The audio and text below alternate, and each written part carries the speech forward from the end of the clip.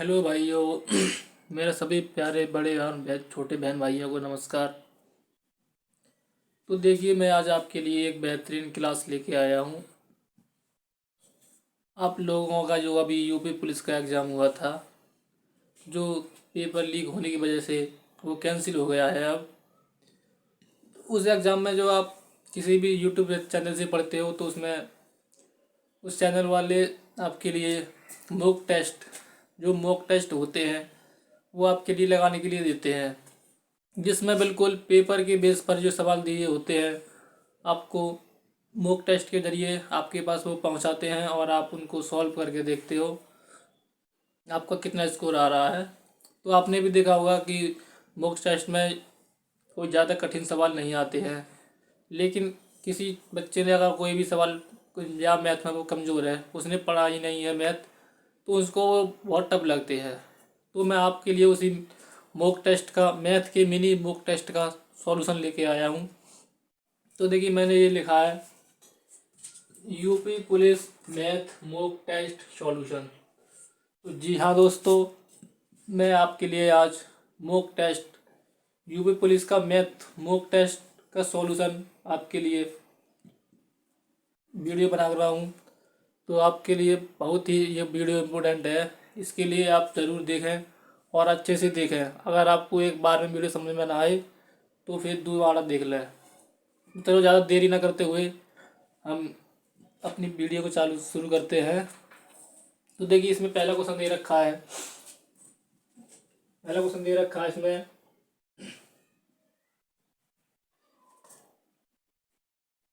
Question है 28% की छूट देने के बाद एक वस्तु का विक्रय मूल्य 13,392 है। वस्तु का अंकित मूल्य ज्ञात कीजिए। ये क्वेश्चन कह रहा है, जैसे हम मार्केट में कोई कोई बुक लेने जाते हैं या कोई वस्तु लेने जाते हैं, उस पर कोई भी दुकानदार हमें छूट देता है 10% या 20% या 40%। तो इसमें हमारी दे रखी है छूट 28%। हमारी जो बुक पे MRP पड़ी होती है, उस पर छूट मिलती है हमें, कितनी मिलती है इसमें 28%।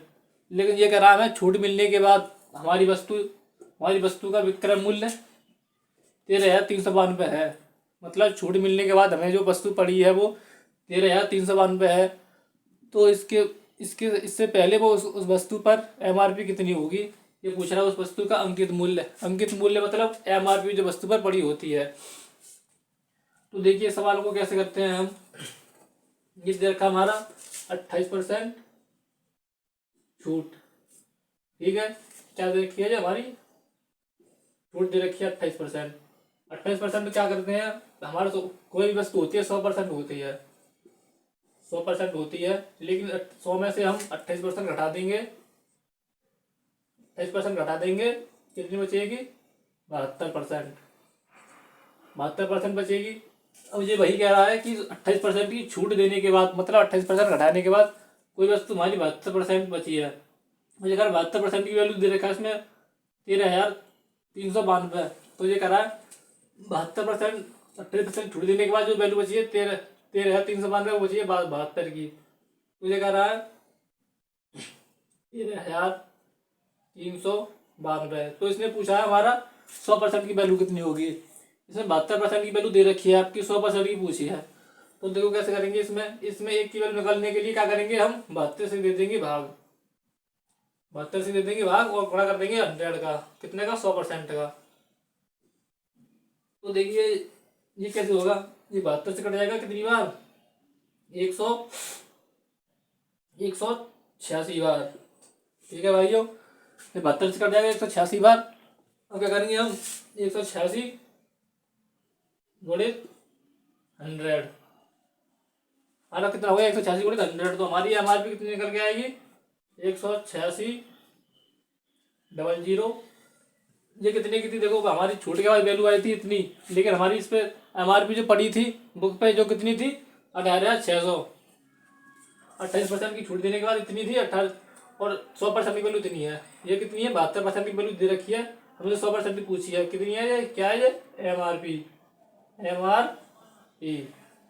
जो वस्तु पर पड़ी होती है, ठीक है भाइयों। देखिए भाइयों, इस वीडियो में आपको जितने भी यूपी पुलिस में चैप्टर आते हैं उन हर एक चैप्टर का आपको लिए इस वीडियो में सवाल मिलेगा, क्योंकि मॉक टेस्ट का मतलब ही यही होता है कि जितने भी चैप्टर आए यूपी पुलिस में तो उस हर चैप्टर के सवाल मॉक टेस्ट में आपके लिए देखने को मिले। तो देखिए अब दूसरा सवाल क्या कहता है। दूसरा सवाल कह रहा है कि हमारा आयु से संबंधित जो चैप्टर है उसका सवाल आया है इसमें मॉक टेस्ट में। कह रहा है जॉन और तन्वी की वर्तमान आयु का अनुपात 8:15 है 9 वर्ष बाद उनकी आयु दो बार लिख गई है, सॉरी। ये कह रहा है 9 वर्ष बाद उनकी आयु का अनुपात 11:18 हो तो उनकी वर्तमान आयु के बीच का अंतर ज्ञात कीजिए। सबसे पहले हमें यह देखना होता है सवाल में कि उसमें पूछ क्या रहा है। जैसे हम सवाल में कुछ और पूछता है लेकिन हम और कुछ आंसर दे देते हैं उसका, तो सबसे पहले हमें ये देखना होता है कि सवाल में हमारा पूछ क्या रहा है। ये पूछ रहा है इसमें अंतर, तो हमें अंतर निकालना है। चलो देखते हैं कैसे निकालेगा अंतर। ये कह रहा है हमारी वर्तमान आयु का अनुपात दे रखा है 8:15। लिखेंगे वर्तमान आयु 8:15 और 9 वर्ष बाद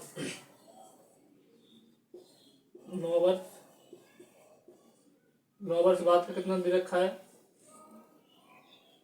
दे रखा है 11:18।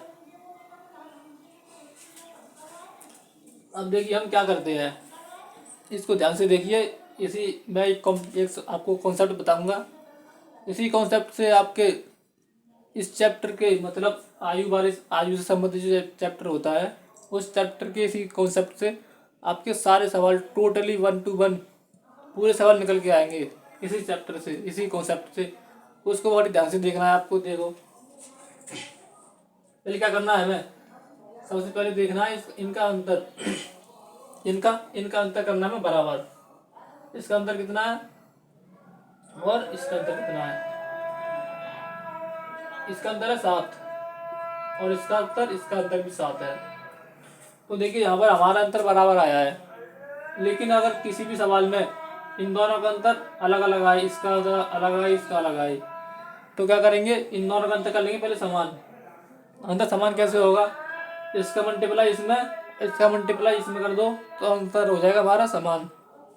तो देखिए ये कह रहा है 9 वर्ष बाद हमारा अंतर। अब देखो अगर हमारा इनका अंतर समान आया है तो फिर इनका अंतर भी समान आएगा दोनों का। अगर हमारा इन दोनों का अंतर समान आया है इन दोनों का, तो फिर इन दोनों का अंतर भी समान ही आएगा। देखो कैसे, ये कितना है, इसका अंतर है 3 और इसका अंतर भी 3। कितना दोनों का अंतर 3। ये कह रहा है हमारी 9 वर्ष बाद आयु का अनुपात 11:18 हो जाएगा। ये कह रहा है 9 वर्ष बाद हो जाएगा, लेकिन हमारा कितना हो रहा है 3 वर्ष बाद। इसका हो रहा है 9 वर्ष बाद, हमारा हो रहा है 3 वर्ष बाद। तो इसका यहाँ से निकालेंगे एक की वैल्यू कैसे निकालते हैं, इसके इसमें भाग देके तो दे दो भाग 3 एकड़ 3 3 तिया 9। तो हमारी एक वैल्यू कितनी निकल के आई 9। अब देखो क्या करते हैं, इसमें बच्चे करते हैं कि इसका जो इक्वल निकल के आई है 3। तो इसमें क्या करते हैं बच्चे करते हैं कि इसका गुणा इसमें कर देते हैं और इसका गुणा इसमें कर देते हैं, फिर आदमी अंतर लेते हैं। लेकिन हमें ऐसा नहीं करना है। हमें क्या करना है, हम ले लेंगे ये वर्तमान आयु है, आयु ये है, हमारी वर्तमान आयु पूछी है तो हम इसका यहीं पे अंतर ले लेंगे। यहाँ पे लिख लेते हैं 8:15।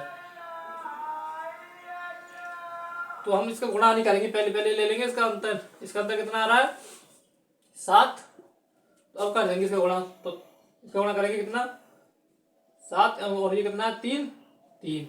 इसका गुणा कर देंगे हम 7 तिया 21। ये कितने आ गई, अंतर आ गया। ये क्या गया, ये अंतर। इसका अंतर आ गया वर्तमान आयु का। हमारा वर्तमान आयु का अंतर कितना आया है 21। ठीक है भाइयों, अब देखिए ये सवाल बहुत ही इम्पोर्टेंट है आपके लिए, इसी कॉन्सेप्ट से आपके पूरे सवाल होने वाले हैं। अब देखिए, ये आया हमारा तीसरा सवाल। ये कह रहा है दो संख्याओं का महत्तम समापवर्तक मतलब HCF क्या होता है, मासा, और लघुत्तम समापवर्तक LCM क्या, लासा, क्रमशः 12 और 6 और 3 है 24 है। यदि एक संख्या 54 है तो दूसरी संख्या ज्ञात कीजिए। तो हमारा ये सवाल LCM और HCF वाले चैप्टर से आया है। इसमें एक संख्या दे रखी है हमारी, दूसरी संख्या पूछी है, और इसमें संख्या को मासा दे रखा है 6 और लासा दे रखा है 3 है 24। तो देखिए हमारा ये होता है सूत्र, जो वहाँ तरीका होता है करने का, उसीलिए हम सूत्र कह देते हैं या फिर तरीका कह लेते हैं। तो मैंने लिखा है सूत्र या तरीका। इस ऐसे सवालों का करने का क्या तरीका होता है, LCM गुणा HCF बराबर पहली संख्या गुणा दूसरी संख्या। मैंने पहली संख्या को x माना है, दूसरी संख्या को y। ये पहली संख्या, ये है दूसरी संख्या, ठीक है। तो देखो क्या क्या दे रखा है इसमें। LCM दे रखा है हमारा, LCM दे रखा है मेरा 3 है 24, और गुणा HCF दे रखा है हमारा 6। इसमें क्या है, हमारी पहली संख्या दे रखी है, मतलब हमारी एक संख्या दे रखी है x कितनी 54, हमारी गुणा y पूछी है। क्या पूछी है, हमारी y पूछी है। तो क्या करेंगे, इससे काट देंगे इसको, कितने में आ जाएगा ये 3 3 और 6, ये आ जाएगा ये। 54 से काटेंगे इसको, 3 है 24 को, तो 336। ये किसकी वैल्यू आ गई, हमारी y की। तो भाई y बराबर कितनी आ गई 336। अब इसका 336 का गुणा करेंगे हम 54 में, तो हमारा कितना आएगा निकल के 3 है 24। तो हमारी पहली संख्या दे रखी थी x बराबर 54 दे रखी थी, और y बराबर हमारी 336 निकल के आई है। तो देखिए ये सवाल बहुत सरल होते हैं।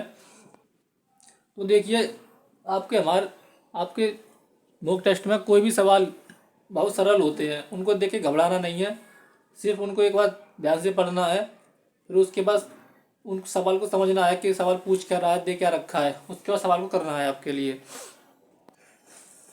अब देखिए ये आया हमारा परसेंटेज वाले चैप्टर में से सवाल। ये कह रहा है यदि चाय की कीमत में 20% की वृद्धि होती है तो चाय की खपत को कितने प्रतिशत तक कम किया जाना चाहिए ताकि चाय पर व्यय में वृद्धि ना हो। ये क्या कह रहा है, ये कह रहा है कि हमारी कोई भी वस्तु है उस पर हमारा रेट 20% बढ़ गया, मतलब हम किसी कोई वस्तु लेने गए दुकान से, तो पहले तो आती थी 100 रुपये की वो, लेकिन अब आती है 120 की। तो क्या हो गया, उस पर 20% उस पर रेट बढ़ गई। लेकिन हमें अब क्या करना होगा, हमारा रेट बराबर रहे, मतलब हमारी जेब से पहले भी उतने पैसे जाते थे और अब भी उतने ही पैसे जाएं। लेकिन उसके लिए हमें क्या करना होगा, हमारी कीमत बढ़ी है तो हमें जो भी चीज़ हम लेके आए हैं वो कम लानी पड़ेगी। तो ये वही पूछ रहा है कि कितने परसेंट हम कम लेके आएँ ताकि हमारा कोई व्यय ना बढ़े, मतलब हमारे फालतू पैसे ना जाएं पहले से ज़्यादा। तो देखिए क्या कह रहा है, ये 20% इसे दे रखा है, चाय की कीमत में 20% की वृद्धि। 20% की फ्रैक्शन होती है 1/5। क्या होती है फ्रैक्शन, 1/5। तो देखिए वृद्धि होती है तो क्या करते हैं 5 से 6 कर देते हैं। क्या करते हैं 5 से 6 वृद्धि होगी ना यहाँ पर। तो अब क्या करेंगे, खपत को क्या करेंगे, खपत हो जाएगी हमारी 6 से 5, सॉरी ये हो जाएगी हमारी खपत 6 से 5, ठीक है। और हमारी वृद्धि होती है 20% की, तो 5 से हो जाएगी 6। लेकिन हमें क्या करना है, खपत को वहीं पर रखना है बराबर। तो क्या करेंगे 6 से कर देंगे हम 5। अब देखिए क्या करेंगे, जो हमारा हो गया CP, ये SP, और ये CP और ये SP। अब क्या करते हैं, इनके दोनों को लेते हैं, अंतर कितना आया, अंतर 1। पट्टी क्या हमारा CP कितना है, ये CP, सी में कितना हमारा 6, तो यहाँ रख देंगे 6, गुणा कर देंगे 100 से। तो ये कितना कटेगा, ये 3, 2 से काट दो 2 तिया 6 और 2 से काट दो 50 बार। अब क्या हो गया ये 50/3। अब इसमें 3 का भाग देंगे 50 में, कितना हो जाएगा 16 सही 2/3%। अब इसमें क्या करनी पड़ेगी हमें, पहले हम अपनी वस्तु 100% लेके आते थे, और जो भी मूल होता था वो उसी मूल में 100% लेके आते थे। लेकिन हमें क्या करना पड़ेगा अब 100% में हमें 16 सही 2/3% की कम वस्तु लानी पड़ेगी, इतनी परसेंट। तो देखिए सवाल बहुत बिल्कुल सिंपल आते हैं। आपको सवालों से बिल्कुल घबराने की ज़रूरत नहीं है। तो भाई आप अपने भाई के यूट्यूब चैनल को सब्सक्राइब कर लें, जिससे आपके पास अच्छी वीडियो मिलती रहे, और अपने ऑल नोटिफिकेशन को ऑन कर लें, जिससे मैं जो भी वीडियो बनाऊं वो आपके पास सबसे पहले आ जाए। आपके पास इस चैनल से आपको एग्ज़ाम देने में बहुत हेल्प मिलेगी। अब देखिए ये हमारा है 5वां सवाल। ये कह रहा है एक व्यक्ति पहले दिन 6 घंटे में 240 किलोमीटर दूरी, दूसरे दिन 8 घंटे में 360 किलोमीटर और तीसरे दिन 6 घंटे में 450 किलोमीटर की दूरी तय करता है। 3 दिनों में उसके द्वारा पूरी की गई प्रति घंटे की औसत दूरी ज्ञात कीजिए। ये आया चाल समय दूरी वाले चैप्टर से सवाल। ये पूछ रहा है औसत दूरी, क्या कह रहा है, प्रति घंटे की औसत दूरी पूछ रहा है। तुम्हारा औसत दूरी का फॉर्मूला होता है कुल दूरी बट्टे कुल समय। तो देखिए हमारे इसमें देखते हैं कुल दूरी कितनी है। हमारी दूरी है 240 प्लस दूसरी है 360 प्लस तीसरी को कितनी है 450। ठीक है। अब देखिए कुल समय कितना हमारा 6 प्लस 8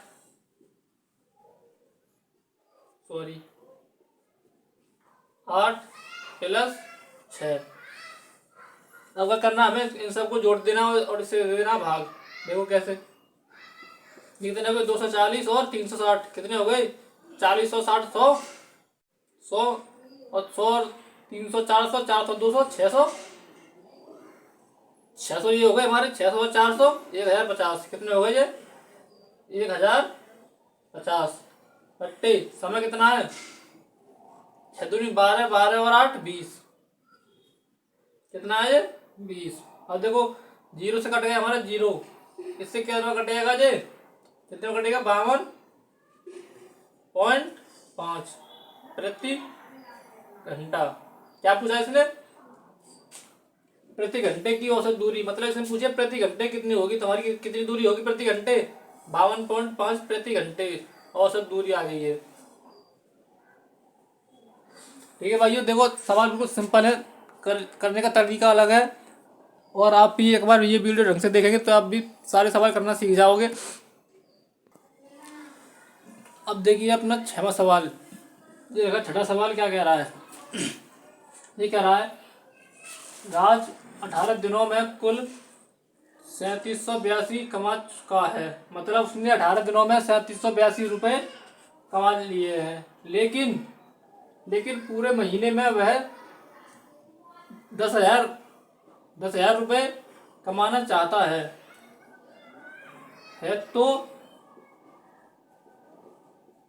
तो उसे बचे 12 दिनों में प्रतिदिन कितने रुपए कमाने होंगे।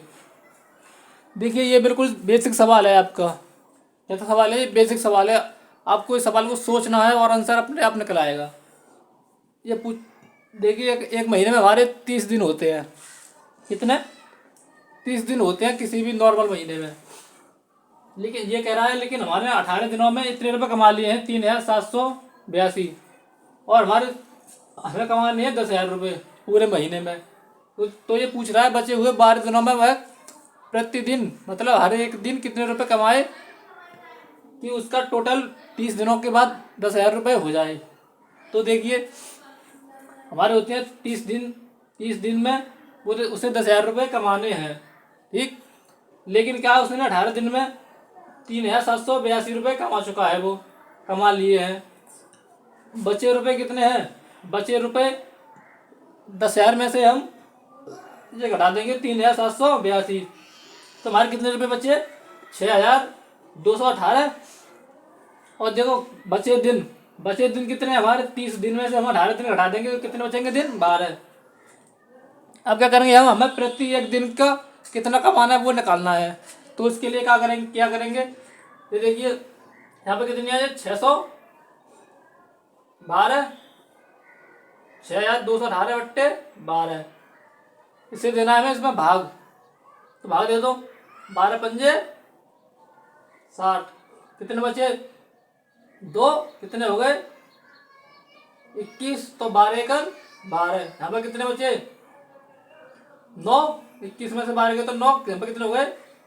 98, 12 अट्ठे 96, ठीक है। यहाँ पर कितने बचे? 2 पॉइंट लगाया, 0 उड़ा लिया, तो हो गए 12 पंजे 12 एकड़ 12।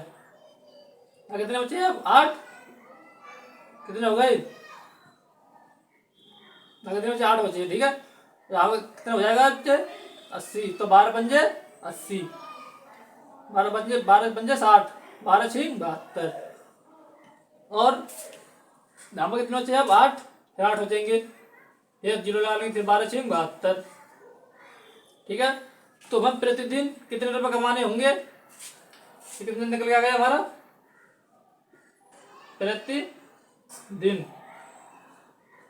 प्रतिदिन हमें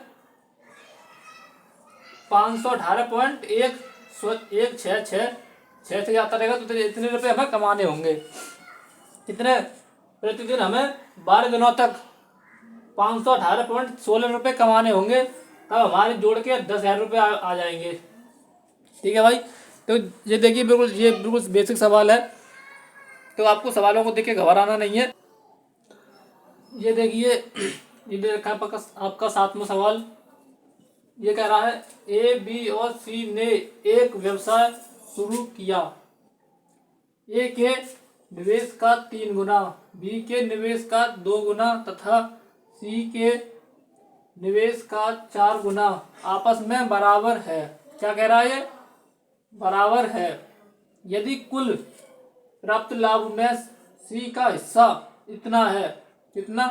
4,863 है, तो ए का हिस्सा कितना होगा? तो ये क्या कर रहा है? ए के निवेश का 3 गुना, मतलब ए का कितना है? 3 गुना। 3 गुना बी के निवेश का 2 गुना, कितना? 2 गुना, ठीक। तथा सी के निवेश का 4 गुना, कितना? 4 गुना, ठीक। क्या है? ये बराबर है सबका। अब क्या करेंगे इसका? ये देखिए इसका ले लेते हैं हम सबका लासा। कितना हो जाएगा लासा? 12, इसके नीचे 12, इसके नीचे 12। अब क्या करेंगे हम? इसको इससे काट देंगे, लिखने पड़ेगा ए बट्टे 4, 3 चौक 12 बराबर बी बट्टे 6, 2 6 12 बराबर सी बट्टे 3, 3 चौक 12। अब देखिए इसने सी का हिस्सा दे रखा है। सी का हिस्सा दे रखा कितना? ये कह रहा है सी का हिस्सा इतना है, कितना है? 4,863। तो इसने एक ऐसा पूछा हमसे कि क्या पूछा? तो ए का हिस्सा कितना होगा? देखिए क्या करते हैं हम, पहले निकालते हैं यहाँ से एक की वैल्यू, मतलब यहाँ से हम 1 की वैल्यू निकालेंगे तो क्या हो जाएगा? इसका 3 का दे देंगे इसमें भाग, 4,863 इसमें दे देंगे 3 से भाग। और क्या करेंगे? जिसकी वैल्यू पूछी है हमसे उसका, जिसकी वैल्यू पूछी है उससे कर देंगे गुणा। किसकी पूछी है? ए की, तो एक से कर देंगे इसमें गुणा, 4। अब देखिए इसको काट दो, 3 एकड़ 3, कितने बचे? 18, 3 6 18। यहाँ पे कितने बचे? तीन दूनी 6, तीन एकल 3। ठीक, कितना बढ़ गया ये 1821 बार। अब क्या करेंगे इसमें, एक ही वैल्यू पूछी तो हमें 4 से गुणा करना है इसमें, किससे 4 से। तो कितना आ गया ये 4 एकल 4, 4 दूनी 8, 4 अट्ठे 32, 32 का 2 हासिल के 3, 4 एकम 4, 4 और 3 7। तुम्हारा ए का हिस्सा कितना आ गया यहाँ से, ए का हिस्सा कितना आ गया बराबर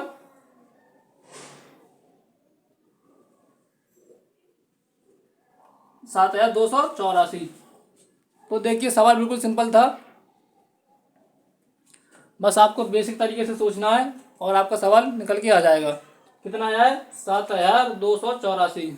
अगर आपको थोड़ा कम दिख रहा हो तो मैं बोल दे रहा हूँ। ठीक भाई, आपको बिल्कुल बेसिक तरीके से सवाल करने हैं ये। अब देखिए हमारा भाइयों 8वां सवाल ये कह रहा है, चीनी का मूल्य 25% बढ़ जाने पर एक व्यक्ति रेट 150 में 6 किलो चीनी खरीद सकता है। चीनी का पुराना मूल्य क्या था। अब ये इसने नया मूल्य दे रखा है और पुराना मूल्य पूछा है। ये कह रहा है रेट 150 में 6 किलो चीनी खरीद सकता है। तो यहाँ से हम क्या निकालेंगे, नया मूल्य कितना है चीनी का प्रति किलोग्राम। तो प्रति किलोग्राम कैसे निकालेंगे, 150 में क्या दे देंगे हम, 6 से भाग दे देंगे। कितना हो जाएगा ये 6 दूनी 12, कितने हो जाए 3 6 पंजे 30। तो इसका नया मूल्य कितना निकल गया है, नई कीमत 25। अब इसने पूछा पुरानी कीमत कितनी है। तो देखिए परसेंट कितना दे रखा हमारा 25%। 25% की फ्रैक्शन कितनी होती है 1/4। तो क्या करेंगे हम 4 से वृद्धि कितनी हो रही है, वृद्धि हो रही है। ठीक है, तो क्या करेंगे 4 से 5। लेकिन क्या है, अब हमें निकालनी है पुरानी कीमत। पुरानी कीमत के लिए क्या करेंगे, उसका कर देंगे उल्टा 5 से 4। ठीक, ये क्या है हमारा सीपी, ये क्या है एसपी, ये हमारा सीपी, ये है एसपी। अब क्या करेंगे इसका लेंगे अंतर, अंतर कितना है इसका 1। ठीक है, अब देखो क्या करेंगे, इसका अंतर लेंगे तो अंतर 1 बट्टे कितना सीपी कितना है 5 गुणा 100। कितना निकल गया हमारा 5 से काट दो इसको कितनी बार 20 बार। तो पुरानी कीमत कितनी निकल के आ गई हमारी, पुरानी कीमत, पुरानी कीमत कितनी निकल के आ गई 20 रुपए प्रति किलोग्राम। नई कीमत 25 रुपए प्रति किलोग्राम। ये पूछा था इसने पुरानी कीमत कितनी है, तो कितनी निकल गई हमारी पुरानी कीमत 20 रुपए प्रति किलोग्राम। ठीक है भाइयों, देखो बिल्कुल सरल सरल सवाल आते हैं। ये आपको लग रहा होगा कि ये ऐसे ही बना के रख दिए हैं, लेकिन ये सवाल मैंने मॉक टेस्ट दिए थे उसमें से निकाल लिए हैं। तो ज़्यादा कठिन सवाल नहीं आते मैथ के, सिर्फ आपको समझने की जरूरत है, समझ समझ के सवाल करने हैं, सारे सवाल हो जाते हैं। देखिए भाइयों अब हमारा 9वां सवाल क्या रहा है, किसी वस्तु को 20% लाभ और 15% हानि पर बेचने पर प्राप्त धनराशियों का अंतर 5950 है। तो क्रय मूल्य ज्ञात कीजिए। ये कह रहा है अंतर दे रखा है इसने दोनों का, 20% लाभ और 15% हानि। तो इनका अंतर निकालने के लिए क्या करेंगे, हम दोनों को जोड़ देंगे। 15 और 20 कितने हो गए 35। इसका अंतर दे रखा कितना, कितने हो गए 15 और 20 35। इसका अंतर दे रखा है 5950। तो क्या करेंगे हम इसका भाग दे देंगे इसमें 5950 भागित 35। अब क्या पूछा इसने, क्रय मूल्य पूछा, 100 की वैल्यू पूछी है। तो क्या करेंगे 100 से कर देंगे गुणा। ठीक, अब क्या देखो इससे ये काटना है, इसका इसमें देना भाग कितना जाएगा ये 100 70। ठीक है, अब 170 गुणा, इसका कर देंगे गुणा मल्टीप्लाई 100। क्या आ गया ये 100 इकाई ढाई तगड़ा है 10,000 17,000। कितना आ गया ये 70,000 रुपये। क्या आ गया इसका क्रय मूल्य? क्या आया ये क्रय मूल्य? देखिए इनका अंतर कैसे लेते हैं। बहुत सारे बच्चों को डाउट होता है कि इनका अंतर लेना नहीं जानते वो, किसका प्लस और माइनस का, प्रॉफिट और लॉस का। तो अंतर कैसे लेते हैं इसका देखो, ये हमारा माइनस के 4 और ये कितना है प्लस के 10। इनका हमें अंतर लेना है तो देखो अंतर कैसे लेते हैं। ये माइनस के 4 है और प्लस के 10 है। ठीक है, इसको 6 कर लेते हैं, प्लस के 6। अब देखिए अगर हम प्लस के 4 है, पहले तो हम प्लस के 4 माइनस के 4 है ये प्लस, पहले तो हम इसको ले आएंगे प्लस के 4 में, कितना में प्लस के 4 में लेके आएंगे माइनस के 4 को, तो कितना हो जाएगा अंतर 4 तो ये हो गई और प्लस 6 के ये है 6, तो अंतर कितना हो जाएगा 10। तो कितना हो गया प्लस के माइनस के 4 और प्लस के 6 का अंतर कितना आएगा हमारा 10। उसी हिसाब से ये है, ये 20% लाभ और 15% की हानि, दोनों का अंतर कितना आएगा 35। तो यहाँ से क्या करना है हमें 35 कैसे भाग दे देना है, भाग जाएगा 170 बार, 170 मल्टीप्लाई 100 कितना हो गया 70,000। ये क्या गया हमारा क्रय मूल्य निकल के आ गया। ठीक है, तो देखो सवाल बहुत सिंपल है, आपको ज़्यादा घबराने की जरूरत नहीं है और आपको चैनल को सब्सक्राइब करना है। इसी तरह की वीडियो आपके पास बहुत जल्दी आती रहेंगी और ये वीडियो आपके लिए बहुत हेल्पफुल रहेंगी। किसी भी एग्ज़ाम के लिए ज़रूरी नहीं है कि यूपी पुलिस के लिए, भाई इसी तरह के सवाल सब में आते हैं। मतलब सभी का एक ही मैथ होता है और एक ही मैथ को करने का कॉन्सेप्ट होते हैं बहुत सारे, लेकिन सभी सवाल इसी मैथ में से आते हैं। अब देखिए भाई हमारा 10वां सवाल ये है चक्रवृद्धि ब्याज के ऊपर। हमारी 2 ब्याज होती हैं, एक साधारण ब्याज एक चक्रवृद्धि ब्याज। लेकिन हर एग्जाम में और हर मॉक टेस्ट में आपके लिए एक चक्रवृद्धि ब्याज का सवाल मिलता ही मिलता है 100%। इसकी मैं 100% भी गारंटी भी दे सकता हूँ कि हर एग्जाम में आपके लिए चक्रवृद्धि ब्याज का सवाल मिलता ही मिलता है। शायद साधारण ब्याज का सवाल ना मिले, लेकिन ये सवाल चक्रवृद्धि ब्याज पर सवाल मिलता ही मिलता है। तो देखिए हम आओ देखते हैं सवाल क्या कह रहा है और ये कैसे करना है। सवाल कह रहा है हमारा 10% के वार्षिक चक्रवृद्धि ब्याज पर 2 वर्षों के लिए 300 रुपये के निवेश पर प्राप्त की जाने वाली ब्याज की राशि कितनी होगी, ये पूछ रहा है। 10% की चक्रवृद्धि ब्याज पर 300 रुपये पर हमारी कितनी ब्याज निकल के आएगी। तो देखिए कितना क्या दे रखा है 10%।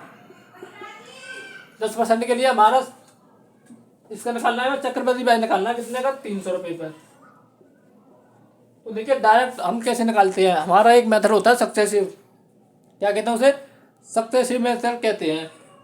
तो उसके लिए हम इसमें रख देते हैं मेथड में सवाल 10% की हमें कितने करने कितने परसेंट आएगा वो हमारा डायरेक्ट निकल के आ जाएगा। तो रख दो इसमें कितना है ये 10 एक्स रख दो 10 प्लस वाई भी हमारा 10 ही है प्लस 10 गुणा 10 बट्टे 100। अब ये कितना हो गया 20 हो गया, ये 20 10 और 10 20। अब इसका क्या करेंगे हम प्लस 10 गुणा 100 10 गुणा 10 कितना होगा 100 बट्टे 100। अब क्या करेंगे हम नीचे हमारे 2 जीरो तो क्या करेंगे 2 अंकों के बाद लगा देंगे पॉइंट। ठीक, अब देखो 20 प्लस 1.00 ये आएगा हमारा। तो क्या करेंगे हम एक जोड़ देंगे इसमें तो 20 पॉइंट क्या करेंगे हम ये जोड़ देंगे इसमें तो 21.00। तो हमारा कितना निकल के आएगा 21%। ठीक है भाइयों, कितना निकल गया हमारा 21%। अब हम क्या करेंगे 21% डायरेक्ट निकाल देंगे 300 रुपये का 21% क्या है ये मूलधन हमारा पी बराबर 300 रुपये। आर बराबर 10%। तो क्या करेंगे, 300 रुपये का कितना निकाल देंगे, 21% निकाल देंगे। अब देखो, 2 जीरो से 2 जीरो, 21 तिया 63, क्या आ गया है हमारा, 21 तिया 63। क्या निकल के आ गई हमारी, ब्याज। ठीक है, क्या निकल के आ गई हमारी ये ब्याज, निकल के आ गई 21 तिया 63। तो हमारा सवाल वही पूछ रहा है कि 10% के वार्षिक चक्रवृद्धि ब्याज पर 2 वर्षों के लिए 300 रुपये के निवेश पर प्राप्त की जाने वाली ब्याज की राशि कितनी होगी। हमारी कितनी राशि निकल के आई है, 300 रुपये पर 63 रुपये ब्याज के, कितने परसेंट पे, 10% पे। तो भाई आपके लिए सवाल बहुत ही महत्वपूर्ण है और आपके लिए ये वीडियो बहुत ही महत्वपूर्ण है। तो हमारे इस चैनल को आप सब्सक्राइब करना ना भूलें, आप हमसे जुड़ें और आपके लिए ऐसे ही हेल्पफुल वीडियो, अच्छी अच्छी वीडियो आपके लिए मिलती रहेंगी। तो जय हिंद, जय भारत, वंदे मातरम। आप सभी अच्छे हैं, आपके लिए बहुत बहुत धन्यवाद। ये वीडियो आप पूरा देखें और अच्छे से देखें। जय हिंद, जय भारत।